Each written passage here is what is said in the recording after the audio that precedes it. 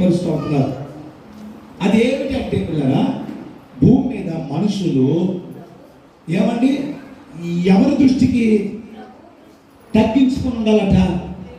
మిమ్మల్ని మీరు ఎవరి దృష్టికి? ప్రభు దృష్టికి మిమ్మల్ని మీరు ఏం చేయాలి?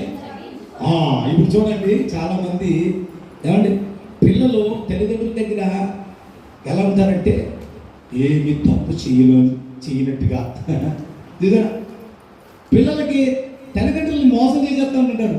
తల్లిదండ్రులకి ఏమి వాళ్ళు ఎదురుకుండా ఏం చేస్తూ ఉంటారండి, ఏమి తెలియనట్టుగా నటన చేస్తూ ఉంటారు.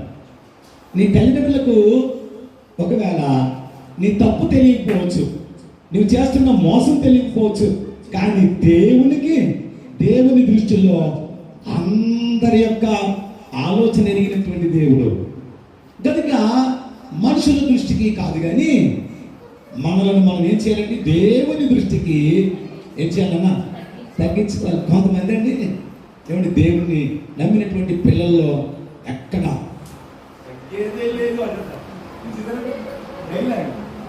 ఏనమ్మా సినిమా డైలాగ్ వేస్తూ ఉంటారు. దయచేసి నాగలక్ష్మమ్మ నీ కోసం మాట్లాడుకుంటున్నాం ఇప్పుడు కాదు, కూర్చొని తగ్గించుకుని ఉండాలి. తగ్గించుకుంటున్నావా అమ్మ?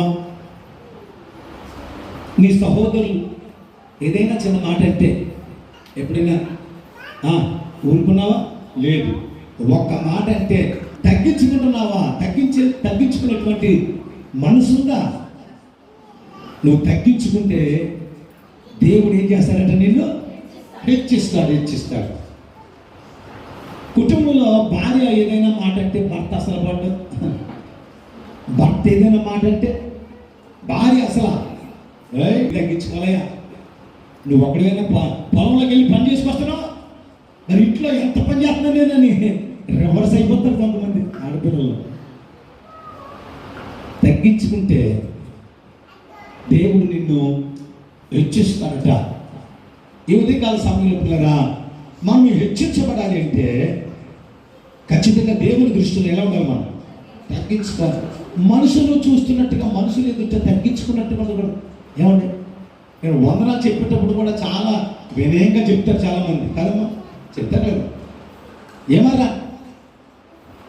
ఒకసారి నాకు వందనం చెప్పుకుంటారు, దేవుని స్తోత్రం నిజంగా చెప్పారా?